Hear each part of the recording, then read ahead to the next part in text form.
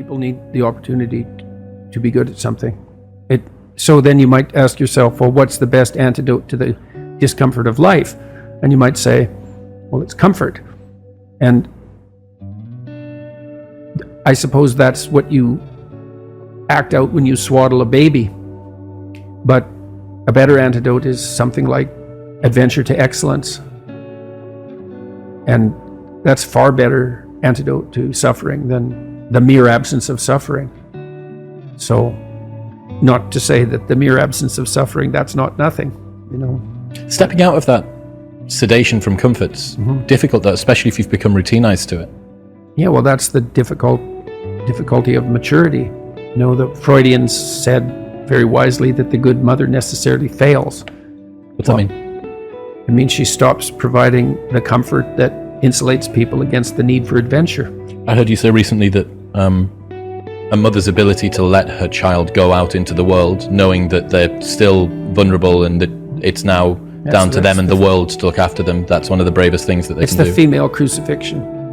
So, and that's exemplified best in, well, the best portrayal of that I've seen is Michelangelo's Pieta. You know, it's a statue of Mary, and she has Christ's body on her, as an adult, on her lap, and he's broken and destroyed, and, you know, she's displaying that. And that's the bravery of a mother, to allow that to happen. But not only that, to facilitate it. So what about... Way you go, kid. Way you go. Way you go. Well, why? It's dangerous out there. It's like, yeah, no kidding. It's more dangerous here if you stay with me. By a lot. So you might lose your body out there in the world, but if you stay here, you lose your soul.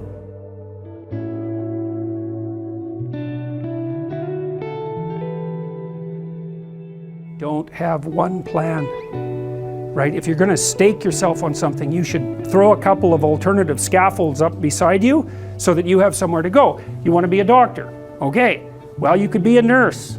It's like, it's not a doctor, but it beats cutting your throat. You're still doing 80% of what you wanted to do. So you want to think about this during your whole life, man. If you're going to take a high risk, you want to scaffold yourself in other areas so that if it fails, the bottom doesn't drop out and you die. And it's also very much worth thinking about with regards to setting up your life in general. It's like, if you concentrate solely on your career, you can get a long way in your career. And I would say that that's a strategy that a minority of men preferentially do. That's all they do. They work like 70, 80 hours a week. They go flat out on their career.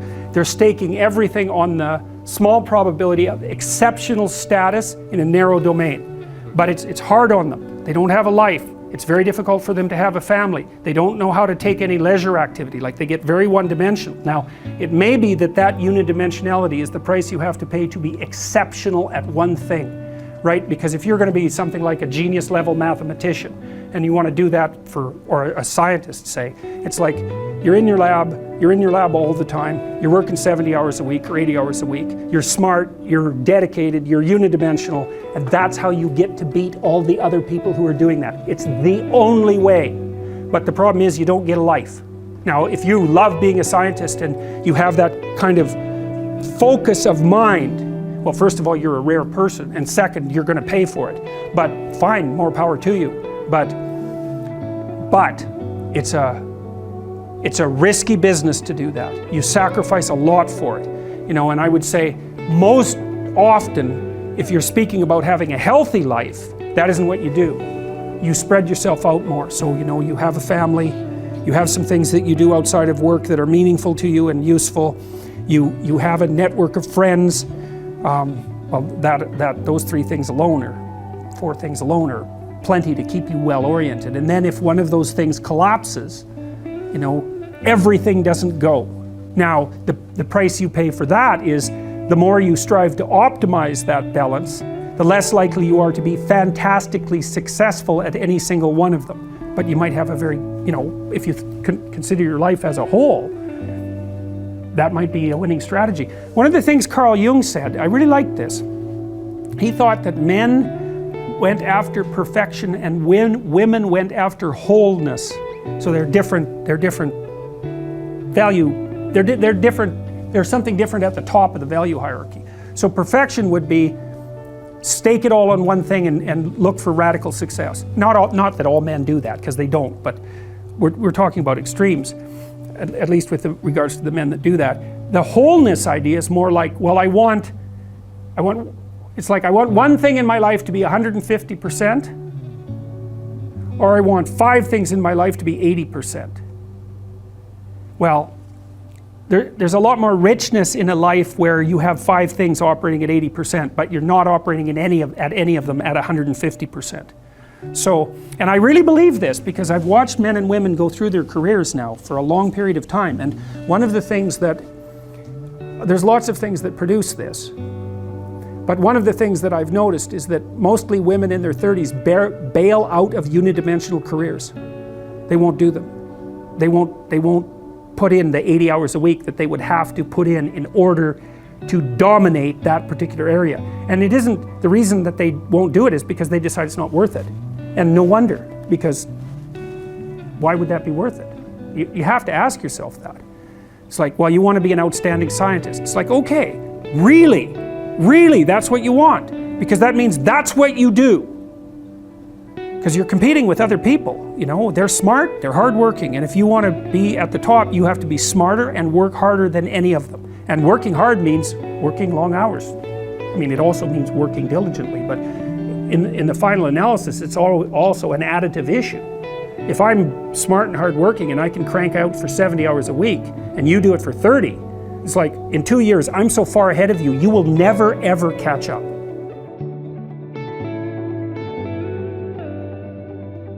A woman is extremely bonded with her infant, say between 0 and 9 months, and the infant is utterly helpless. And so, complete compassion and the provision of comfort is the only job that matters, and that's really the case. And then the woman has to switch gears to some degree. The mother has to switch gears as the child starts to become more mobile, fundamentally, and more independent.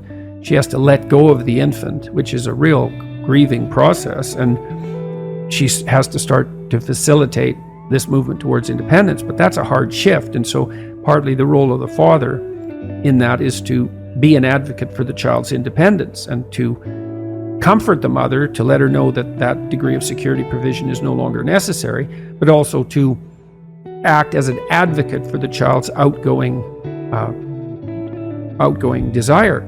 And so it's the Oedipal situation is not only the mother, it's also, say, the weak father, but then it's also the child. So you can imagine, because Jung believed that these negotiated agreements were relational. So, you know, you're 6, you're in grade 1, maybe you're feeling a little ill, maybe you're not, maybe you're playing with being a little ill, and maybe you're playing with exaggerating how ill you are, and your mom comes downstairs and says, you know, you've got a test today at school, maybe you haven't quite prepared for it, maybe you know you should have, and she says, but you know, you seem to have a tummy ache, maybe you're too sick to go to school. And the kid thinks, well, maybe I could just stay home and, you know, mom could tuck me in and I wouldn't have to take that test and I wouldn't have to confront the world. And he says, yeah, mom, my stomach really hurts. And away we go. And the child has made a choice. And you think, well, that's a catastrophic choice. And you think, well, children shouldn't be held accountable for choices they make at that age. It's like, that child's soon going to be an adult that's going to make very similar decisions. The choice has consequences, and to be held accountable for that is to recognize purely that the choice has consequences and that it is a choice. Now, you know, you could say, well, 95% of the blame is to be put on the mother, and maybe that's an overestimate. I think it probably is. But the child could say, Mom, you don't have to worry about me. I'm going to get up and go do this. And that's choice. And that's the right choice. So these are always chicken and egg problems, obviously, but that fleshes out the complexity of the situation. You know, if you're being enticed down a pathological road, you can accept or reject the invitation. Now, some people are better at enticing and some people enforce it more harshly. And, there's all sorts of individual variability in situations like this. But just because you're offered the bait doesn't necessarily mean that you have to take it. So, and I'm not a determinist. I do believe that people have free will, whatever that means. That's a murky subject and it gets complicated the more you look at it, but whatever. It's still a good shorthand way of describing the fact that we seem to be cursed with responsibility for our own destiny, at least to some degree.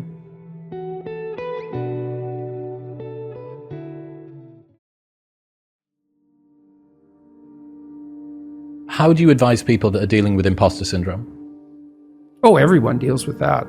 Every time you make a status shift, as you move upwards, of course you have imposter syndrome, because when you first make a transition into a new role, you are an imposter because you're a beginner. You don't know what you're doing. And that doesn't mean you're a liar or a fake. And it doesn't mean you should presume more knowledge than you have. It's, what did Nietzsche say? Every great man is an actor of his own ideal. And that feeds into the imposter syndrome in some sense. If you want to move to the next stage, at some point you have to act like you're already there when you're just barely started. And that's not a lie. It's the willingness. It can be, and it can degenerate into a lie, especially if you presume more than you know. But if you move, let's say you move from being an undergraduate to a graduate student. Well, all the other graduate students and the professors know that you're just a beginning graduate student. They're not going to expect as much from you as they would from a more seasoned graduate student. So you have some leeway that's genuine, but you are, the low-rung occupier of that role. And of course you're going to feel like you're an imposter if you have any sense, because you're just barely there. You just made the transition. That's okay. That's not a problem. First of all, you have to understand that everyone with any sense who isn't narcissistic feels that. And it's actually an indication of your mental health and your competence, as long as that doesn't become crippling. It shouldn't knock you out. I'm such a phony. Well, don't be a phony. That's the first thing. If you're dealing with competent people and you admit your ignorance, the competent people never judge you harshly for that, as long as you've been paying attention. So in my classes, for example, people were often afraid to ask questions. And so sometimes I would point to people and ask them if they had a question, especially the quieter types. And they'd be afraid to ask the question because, they're revealing their ignorance. And they would assume they're the only person in the room that's that ignorant, but they're not, because if they were paying attention and they had a question, the probability that half the class had that question was really high. It's different if you're not paying attention. And so you can be ignorant, you can be an ignorant newbie, and you can even ask the questions that are necessary to ask in that position and sort of reveal your inadequacy. And as long as you're dealing with competent people and you've been paying attention, they're just going to answer your questions. And then you only have to be ignorant once. That's the thing about asking a stupid question. You only have to ask it once, then you're no longer stupid. It's very difficult to calibrate how many units of physiological preparedness you should manifest per unit of threat. Mm-hmm. Right? Because how big's the threat? And the answer is, you don't know. You wake up in the morning and you have an ache in your side. Is that nothing? Or is that the cancer that's going to kill you in 6 months? And it's pretty low probability that it's the latter, but the probability is not zero. So why shouldn't you be panicked out of your mind? And the answer is, some people are. And sometimes they're right. So the calibration of threat, especially when it's associated with novelty, is an impossibly difficult computational problem. We have like 10 different mechanisms to try to solve that. And one of the mechanisms is, there's tremendous variability in response. And if you're higher in trait neuroticism, you're going to have the problem you're described all the time. You're going to be doubtful about your competence and the validity of your position. And the only treatment we really know for that is to expose yourself to things that you're afraid of voluntarily and to become braver as a consequence of doing that. But some people have to live with that more than other people. The thing that I realized was that after a while, if you continue to disprove your imposter syndrome in the real world, you have a challenge, you're adamant that you probably won't or might not or don't deserve to get past it, and then you do, after a while, you have to admit to yourself that your imposter syndrome has nothing to do with your capacity and everything to do with your addiction about feeling like an imposter. Yeah. And that does change as people age. Generally speaking, they become more agreeable, more conscientious, and lower in negative emotion. And some of that is that adaptation. You see that you've survived through various challenges, and then you can review that evidence to yourself, but also the people around you bolster you because they have confidence in you, and so their anxiety doesn't trigger your anxiety, and they'll remind you too, you know, you got this, you've done things in the past. Such a wealth of data, you know, you've done it so many times. Yeah. And yeah, I think...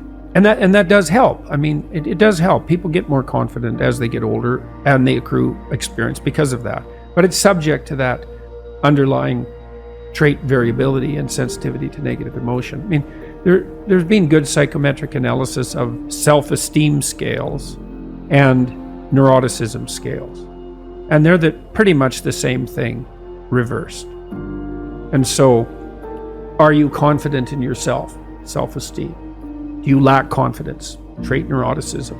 And so it is harder for some people because it takes more evidence for them to dampen down their response to threat.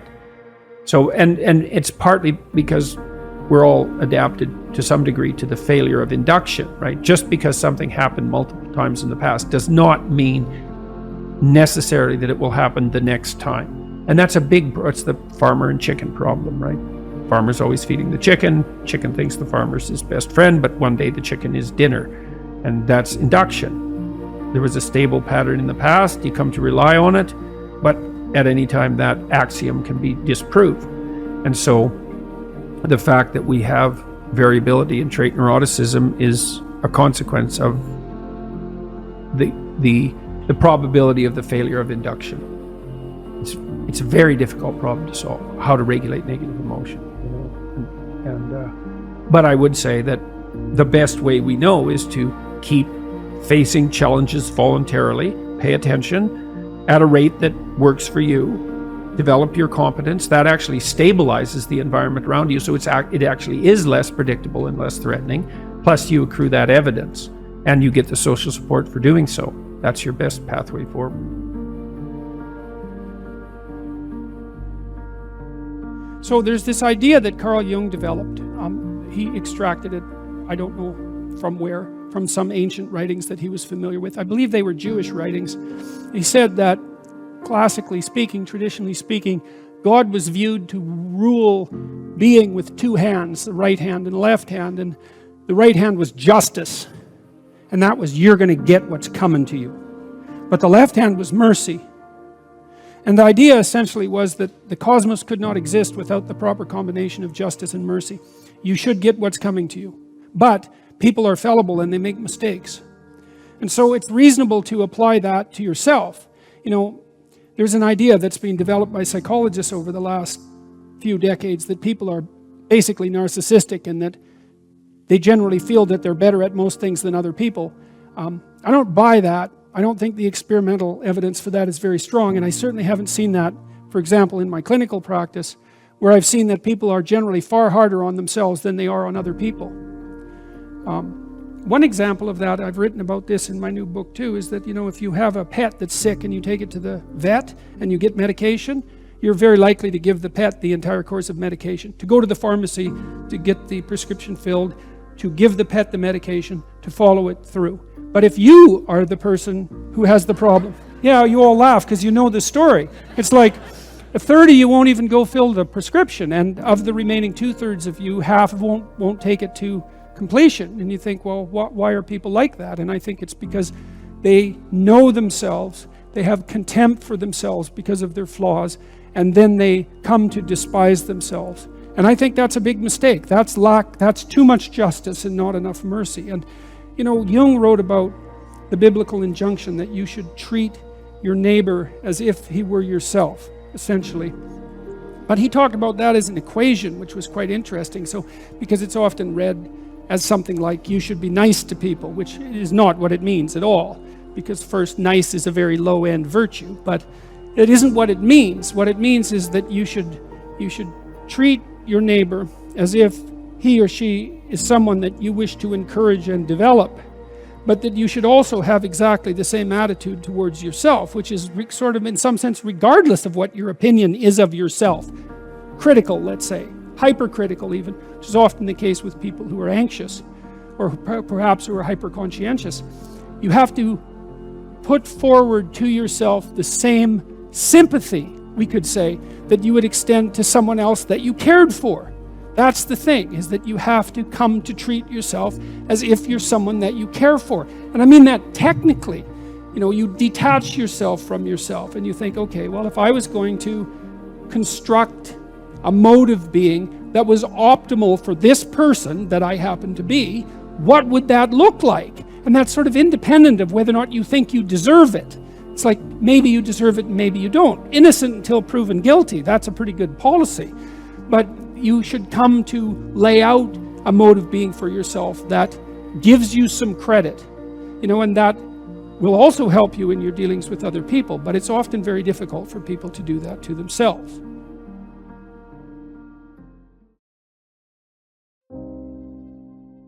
You can derive benefit either way, which is why we also like to go watch stories about horrible psychopathic thugs. And hopefully we're learning not to be like them, although there are additional advantages in that, you might say that someone who is incapable of cruelty is a higher moral being than someone who is capable of cruelty, and I would say, and this follows Jung as well, that that's incorrect, and it's dangerously incorrect, because if you are not capable of cruelty, you are absolutely a victim to anyone who is.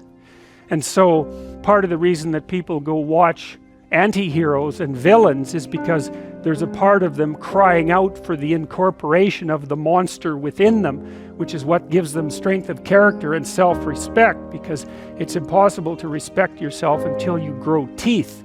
And if you grow teeth, then you realize that you're somewhat dangerous, or maybe somewhat seriously dangerous, and then you might be more willing to demand that you treat yourself with respect and other people do the same thing. And so that doesn't mean that being cruel is better than not being cruel. What it means is that being able to be cruel and then not being cruel is better than not being able to be cruel. Because in the first case, you're nothing but weak and naive. And in the second case, you're dangerous, but you have it under control. And a lot of martial arts concentrate on exactly that as part of their philosophy of training. It's like, we're not training you to fight. We're training you to be peaceful and awake and avoid fights. But if you happen to have to get in one, and I guess the philosophy also is that if you're competent at fighting, that actually decreases the probability that you're going to have to fight, because when someone pushes you, you'll be able to respond with confidence, and with any luck, and this is certainly the case with bullies, with any luck, a reasonable show of confidence, which is very much equivalent to a show of dominance, is going to be enough to make the bully back off. And so the strength that you develop in your monstrousness is actually the best guarantee of peace. And that's partly why Jung believed that it was necessary for people to integrate their shadow. And he said that was a terrible thing for people to attempt, because the human shadow, which is all those things about yourself that you don't want to realize, reaches all the way to hell. And what he meant by that was, it's through an analysis of your own shadow that you can come to understand why other people are capable, and you as well, of the sorts of terrible atrocities that characterized, let's say, the 20th century. And without that understanding, there's no possibility of bringing it under control. When you study Nazi Germany, for example, or you study the Soviet Union, particularly under Stalin, and you're asking yourself, well, what are these perpetrators like? Forget about the victims, let's talk about the perpetrators. The answer is, they're just like you. And if you don't know that, that just means that you don't know anything about people, including yourself. And then it also means that you have to discover why they're just like you. And believe me, that's no picnic. So that's enough to traumatize people, and that's partly why they don't do it. And It's also partly why the path to enlightenment and wisdom is seldom trod upon, because if it was all a matter of following your bliss and doing what made you happy, then everyone in the world would be a paragon of wisdom. But it's not that at all. It's a matter of facing the thing you least want to face. You said that a harmless man is not a good man. A good man is a very dangerous man who has that under voluntary control. How should people become more dangerous? Oh, becoming more articulate is definitely, I would say, that's the primary array of weapons. So, I mean, physical prowess is something, and it's not nothing, that physical confidence that comes along with that as well. But the same thing replicated at the level of the ability to communicate and to think, and that's a way broader field of battle and opportunity. So this is one thing that isn't taught well, especially to boys. It's more important to teach it to boys, I would say, because they're more skeptical of the educational enterprise in general, generally speaking, partly because they're less obedient, partly because they're less agreeable. That's particularly true for disagreeable boys. And agreeable boys get higher grades, independent of their IQ and their academic achievement, because they're easier to deal with. So, what do you tell disagreeable boys? There's nothing that makes you more formidable than verbal competence, than being able to articulate, be able to think, to marshal your arguments, right? It's a battlefield metaphor. Get everything in order. Get all your information straight, to marshal your forces. And so, I mean, that's part of the reason that rap artists are so popular, especially among disaffected young men, black and white alike, because they're unbelievably articulate. Like, they have this incredible verbal prowess. It's unbelievably attractive, and it's associated with genuine artistic and redemptive activity, often focusing on something that's approximately the voice of the underclass, let's say, but a powerful voice, right? And it's interesting to see how many young white guys identify with that. Was it Aldous Huxley that wrote Doors of Perception? Yeah. Yeah, so this is kind of an equivalent of that, right? That you have a experience which many people struggle to articulate. You take the best of us, the one that has the most precise, most articulate, erudite language. You drop them in and you say, okay, show us what you've learned. This is the equivalent, but for just a different community, a different sort of life, that maybe you don't have the ability to describe what it feels like to live on a council estate in Manchester or in, one of the neighborhoods of Brooklyn or whatever it might be. And then this person can. And it feels like it's your voice. Yeah, well, if you're a young man, you still feel alienated from your place as rightful heir of the proper kingdom. I mean, that's an existential truism for everyone, particularly for every young man, because he is an outsider in many ways. He's young and juvenile and not very highly valued, and then is in some sense hurt by the inadequacies of the current king, the current culture, and is easily turned against it because of that. And that's the machinations of the evil uncle. That's the King Arthur story. That's the story of Horus and Osiris. It's an ancient story. It's the story of Sauron, and it's there all the time. And you see in rap music, in hip hop, all of that alienation being given an articulated voice in an artistic sense. And that's a good example of the power of verbal facility. And that's the route to, let's say, marketing education to young men. It's like, you want to take your rightful place in the kingdom? It's like, get your tongue straight, man. Get it under control in the highest possible sense.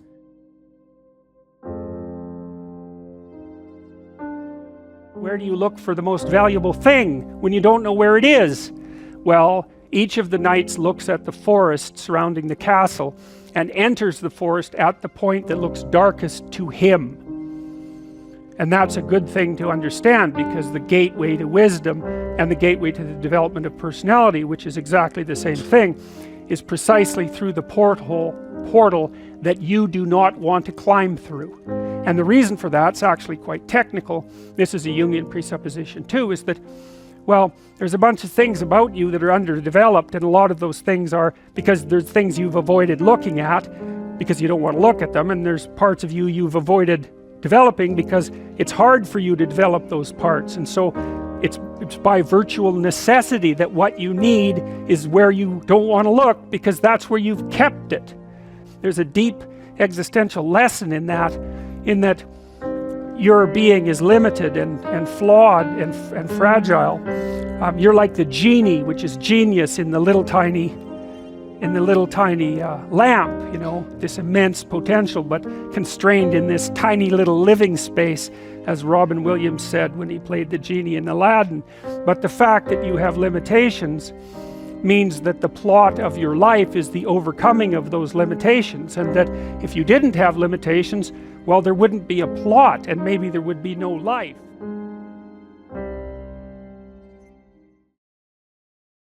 I mean, there's always parts of yourself that you can overcome. And so that's William James' moral equivalent to war, essentially. You know, if you need something to grapple with, and you probably do, you can find that. You just look inside, you'll find something to grapple with. You know, inadequacy, weakness, susceptibility to temptation, narcissism, pride, envy, revenge, resentment, frustration, lack of faith, all of that. That'll keep you occupied if you really grapple with it. And yeah, I mean, that's an ancient theological question. You know, what's up with the devil? Why does the possibility of evil exist? Why is there an eternal adversary? You see that reflected in Cain and Abel, right? At the beginning of the Genesis stories, essentially. The first two human beings are good set against an adversary. And that's what opens history, that story. You think, well, why would God construct a reality where an adversary exists? And maybe it's because all things considered, a world with an adversary is a better world, just like a garden with a snake in it is a better garden. These things aren't easy to understand. No snake, no necessity to contend with snakes. So why be awake at all? No adversary, no challenge. Why be challenged? Because maybe you're better for the challenge. And maybe that's the challenge, to see if you can be better for the challenge. But that should be internal. Well, fundamentally, if it isn't, you'll find it externally, because you'll demonize someone to turn them into Satan so that you can find an adversary. And then that's very unfortunate for you and for them. That's and the problem. It's just not as big a battle. It's like you battle with someone external who's malevolent, let's say, or you think they are, and usually you've got that mostly wrong, but not always. But if the battle is inside, which is where it's supposed to be, most fundamentally, then it's the ultimate. It is the ultimate challenge. And that's the infinite game. Mm-hmm. The external one is battle between good and evil on a playing field of chaos and order. It's the eternal game.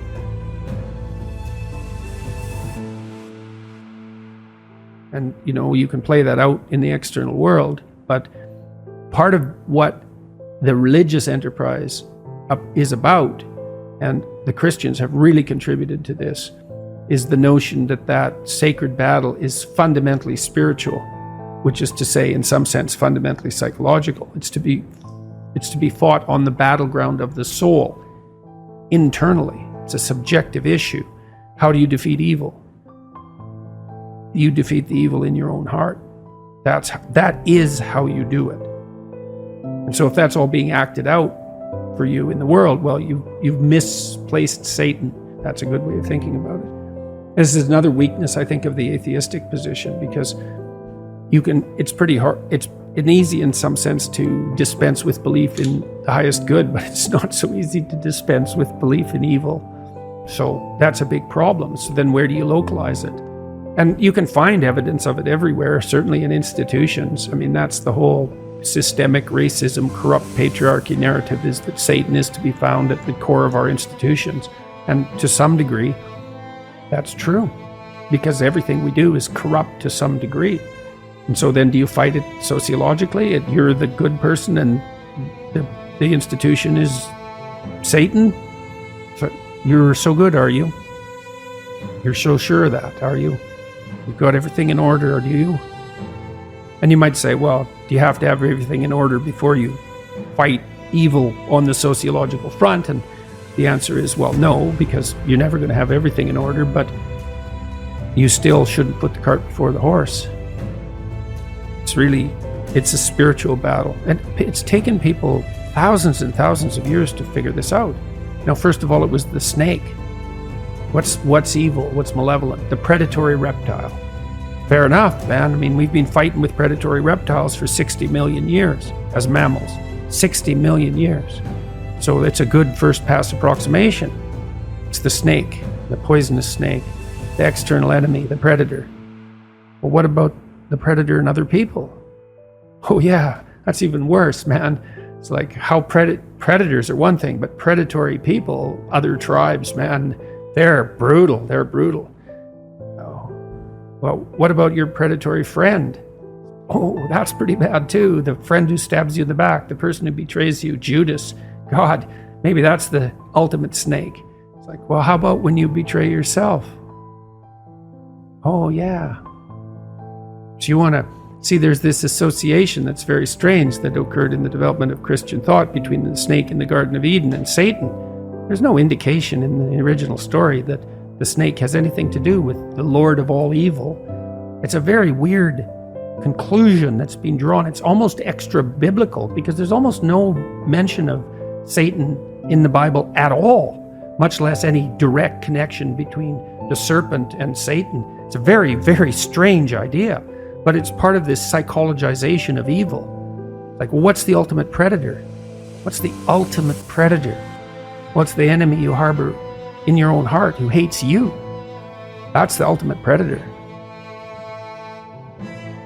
There's these images of Mary with her head in the stars and baby in her arms and her foot on a snake. It's like, well, that's the eternal feminine. Her head's in the stars because she's oriented towards the highest good and she's protecting her infant from predators. That could be an actual predator. That's been the case throughout not just human history, but mammalian history. Could be other people who are predators. Could be men who are predators. Could be her, who's a predator. The devouring mother. It's like, well, what's the ultimate locale of genuine evil? Well, the highest religious answer is, that's in you. That's the proper place to battle it out. And I think that's true. I think it's literally and metaphorically true. And I was convinced of that in part because of Solzhenitsyn's writings, because Solzhenitsyn identified the totalitarian state with the willingness of the subjects of that state, the subjects and the perpetrators at the same time, to live by lies.